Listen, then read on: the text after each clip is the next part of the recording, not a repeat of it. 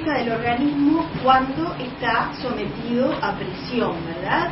Es una respuesta universal, esto se ve en todas las culturas, en todos lados, en todas las edades, y es como que si nuestro organismo estuviera preparado para responder con una respuesta muy contundente frente a determinados estímulos.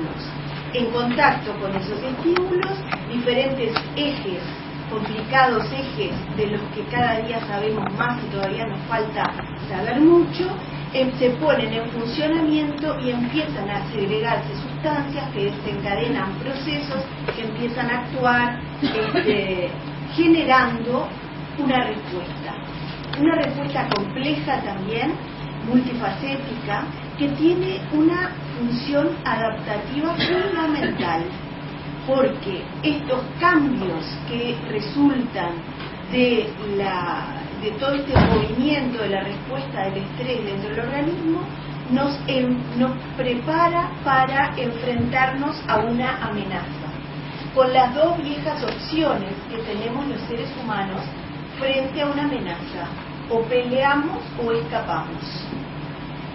Es por eso que diferentes zonas del organismo se ponen en las mejores condiciones como para dar batalla o como para escapar. Por ejemplo, aumenta la frecuencia cardíaca, ¿verdad? Por lo que llega más sangre a los músculos, que nos pone en mejores condiciones para la defensa o el escape, etc. No todo el estrés es malo, ¿verdad? Estamos diciendo que cumple una función adaptativa y en la vida, y sobre todo en la vida de los niños, no podemos nunca hablar de ningún tema sin referirnos a su relación con el desarrollo, ¿verdad? El niño es por definición un ser en desarrollo, y el desarrollo implica cambio, y el cambio siempre implica estrés. A su vez, el estrés produce cambios, provoca cambios que también actúan sobre el desarrollo. De manera que son procesos que se intrincan uno con otro, se retroalimentan en diferentes sentidos. Este estrés, decimos que es un estrés trófico, porque es el estrés que nos permite o nos impulsa a salir de la zona de confort y nos permite avanzar a la zona de crecimiento, ¿verdad? Parecido a lo que le pasó a este caracol, que se enfrenta a un obstáculo y ese estrés le resulta un estímulo para desarrollar una buena estrategia. Los seres humanos también funcionamos en el mismo sentido que el caracol, y hay diferentes habilidades que se desarrollan y que se acompañan del estrés y que se alimentan del estrés, y como puede ser, por ejemplo, los primeros pasos, ¿verdad? Ahí tenemos a la chiquita animándose a hacer equilibrio, la mamá animándose a alejar sus manos cuando ve que ella está deseosa de hacer su intento, y dejarla avanzar en los primeros pasos, sabiendo que muy probablemente se vaya a caer, pero también sabiendo que no hay otra manera de promover el desarrollo que enseñarlos a tolerar caídas y estrés. ¿Por qué este es un estrés trófico? ¿Por qué este es un estrés útil, necesario, adaptativo? En primer lugar, porque es tolerable, ¿verdad? Porque enfrenta al individuo con determinada presión que le permite desarrollar estrategias o fortalecer recursos, y lo somete a una presión suficiente como para ejercer un cambio, pero no exagerada, de modo de entonces permitir que se pongan en juego estrategias o recursos. ¿Cuál es el estrés tóxico? Porque cuando uno habitualmente habla de estrés, en realidad está hablando del estrés tóxico, ¿verdad? El estrés que enferma, el estrés que duele. El estrés tóxico sucede cuando el individuo o el organismo está sometido a una presión que desborda su capacidad de respuesta. El estrés tóxico son los procesos fisiológicos y psicológicos que se desarrollan cuando existe un exceso de demandas ambientales percibidas por un sujeto y este fracasa en satisfacerlas saludablemente. Es decir, que la ecuación entre las demandas a las que está sometido y su habilidad o capacidad percibida para enfrentarlas entran en desproporción y ahí aparece entonces el estrés tóxico, que se vuelve tóxico fundamentalmente en dos grandes situaciones: cuando desborda su capacidad de tolerancia o cuando se vuelve crónico.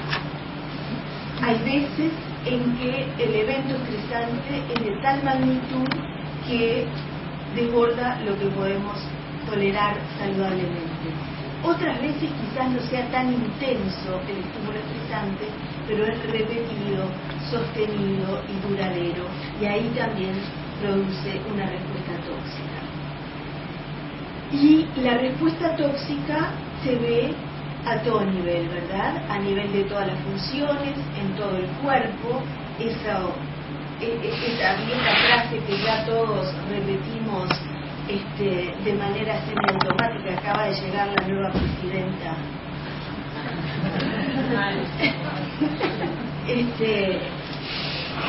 Eso que todos repetimos de que somos una unidad biopsicosocial, ¿verdad? Y que todos lo decimos automáticamente, pero después funcionamos como si pensáramos que lo bio anda por un lado, lo psico por el otro y lo social por el otro. Entonces, cuando hay una respuesta de estrés tóxico, la respuesta se ve a todo nivel biopsicosocial. Yo quería subrayar algunos de estos efectos negativos del estrés tóxico. En animales y en adultos se descubrieron 3 mecanismos por el cual se llega a una de las peores consecuencias del estrés tóxico, que es la disminución de tamaño del hipocampo.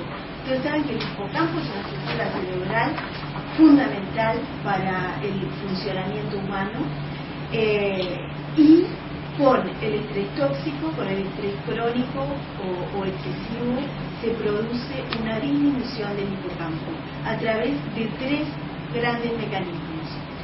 Como vimos en una de las diapositivas del principio, vieron que el eje hipotálamo hipofisario, actuando sobre las suprarrenales, produce que se segregue cortisol, aumenta los niveles de cortisol en sangre, y esos niveles de glucocorticoides aumentados causan, por un lado, atrofia neuronal, por otro lado, neurotoxicidad, y por otro lado, se disrumpe la neurogénesis, es decir, mata las neuronas que ya están e impide que se produzcan nuevas neuronas. No es pavada esta consecuencia del estrés. A nivel de lo que es el comportamiento, hay algunos cuadros descritos, ¿verdad?, como consecuencia de estas alteraciones. Y todos conocemos, por ejemplo, lo que es el trastorno por estrés postraumático. También hay un trastorno por estrés agudo. Y hay criterios corregidos, por ejemplo, para poder diagnosticar trastorno de estrés postraumático hasta en niños preescolares. Sin embargo, yo no voy a hablar de trastorno de estrés postraumático, sino voy a hablar como de unos casilleros anteriores, ¿verdad?, del estrés tóxico, que no cualifica para generar una reacción que podamos etiquetar como síndrome de estrés postraumático o agudo. ¿Qué consecuencias tiene el estrés tóxico? A nivel de la persona que lo sufre, lo que hace es sufrir y sentirse más débil. El estrés tóxico es un sufrimiento debilitador, que baja la calidad de vida, baja el bienestar emocional y baja el bienestar físico.